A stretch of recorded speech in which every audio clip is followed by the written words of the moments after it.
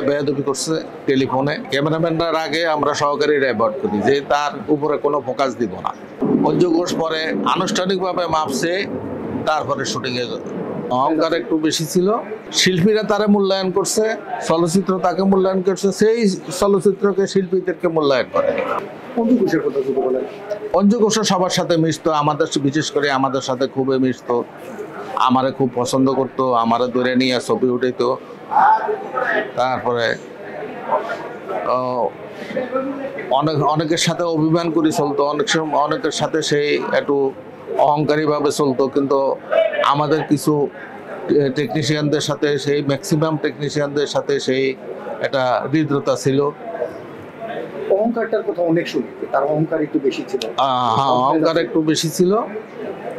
সেই নায়িকা হিসাবে সে কাউকে মানে অত বেশি ইয়ে করতো না। তো তার অবস্থান আসলে মানে পড়ে যাওয়ার কারণ কি এটা? হ্যাঁ, মানে একটা অবস্থান তার নিজের দোষে সেই হারায় গেছে। নিজের দোষটা কি আছে? নিজের দোষটা হইলো সেই, যেমন কি একজন শিল্পী, সে শিল্পী সমিতির মেম্বার হয়নি, আইজও মেম্বার হয়নি, কিন্তু শিল্পীরা তারা মূল্যায়ন করছে, চলচ্চিত্র তাকে মূল্যায়ন করছে, সেই চলচ্চিত্রকে শিল্পীদেরকে মূল্যায়ন করে। সে নিজে একা চলতে ভালোবাসতো, একাই চলতো, একাই ইয়ে করতো, সবসময় নিজেকে একা মনে করতো।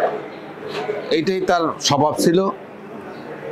শুধু কি একাই মনে করতো নাকি বিরাট কিছু মনে করতো নিজেকে? না, নিজেরা বিরাট কিছু মনে করতো। তারপরে তারে একবার এই কারণে তারে আমরা ক্যামেরাম্যানরা, আমি তখন সহকারী ছিলাম, ক্যামেরাম্যানরা তারে 22 দিন শুটিং থেকে বন্ধ রাখছে। এই কারণটা কি ছিল? কারণটা সেই আমাদের গুরু আব্দুল লতিফ বাইচুর সাহেবের সাথে একটা বেয়াদবি করছে টেলিফোনে। এরপরে দিয়া তাকে আমরা বয়কট করি। আমরা সহকারীরাই বয়কট করি, ক্যামেরাম্যানরার আগে আমরা সহকারীরাই বয়কট করি যে তার উপরে কোনো ফোকাস দিব না। তখন সেই ফোকাস না দিলে শুটিং হইতো না। এখন তো 35 আমলে ফোকাসটা খুব কঠিন ছিল, অন্ধকারে করতে হইতো, না দেখা করতে হইতো। তখন ফোকাসটা সকলের দিয়া সম্ভব হইতো না। এখন অঞ্জু ঘোষ পরে আনুষ্ঠানিকভাবে মাপছে, তারপরে শুটিংয়ে যোগদান করে। সে কি ক্ষমা চাইছিল? ক্ষমা চাইছিল প্রকাশ্যে সবার সাথে, ক্ষমা চাইছিল। চাওয়ার পরে দিয়ে আমরা আবার পুনরায় তারে নিয়ে কাজ করি। প্রথম দিন আসলে পদ্মাবতী ছবির শুটিংয়ে গেছিলাম, তখন আর্টিস্ট ছিল ওয়াসিম সাহেব, তারপরে অঞ্জু ঘোষ, তারপরে তখন আমার কাছে খুবই ভালো লাগতো, নতুন নতুন এরিয়া দেখতাম। ওদেরকে দেখার পরে আসলে ওদেরকে তো আসলে নায়িকা হিসেবে পর্দায় দেখছে। প্রথম দিন যখন আপনি সামনাসামনি দেখলেন, যখন আমি আর্টিস্টদের সামনাসামনি দেখলাম, তখন আমার কাছে মনে হলো আমি নতুন রাজ্যে আসছি, অন্য ভিন্ন এক জগতে আসছি। তখন থেকে আমি ভিন্ন জগতে, এখনো ভিন্ন জগতে। ওয়াসিম সাহেবের আসলে আচরণ কেমন ছিল? না, ওয়াসিম সাহেবের আচরণ ভালো ছিল। সে মারা গেছে, তার আত্মার মাগফিরাত কামনা করি।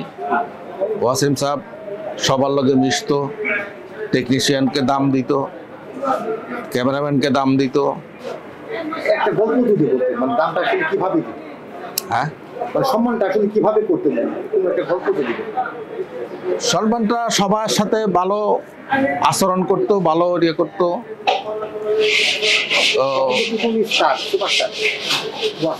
হ্যাঁ, ওয়াসিম সাহেব যখন সুপারস্টার, তার বিহেভ এবং কাজ সমস্ত কিছু ভালো ছিল।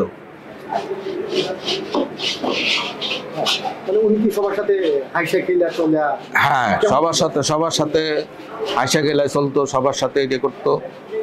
তারপরে টেকনিশিয়ানদেরকে দাম দিত। তার মানে অসাধারণ আচরণ ছিল।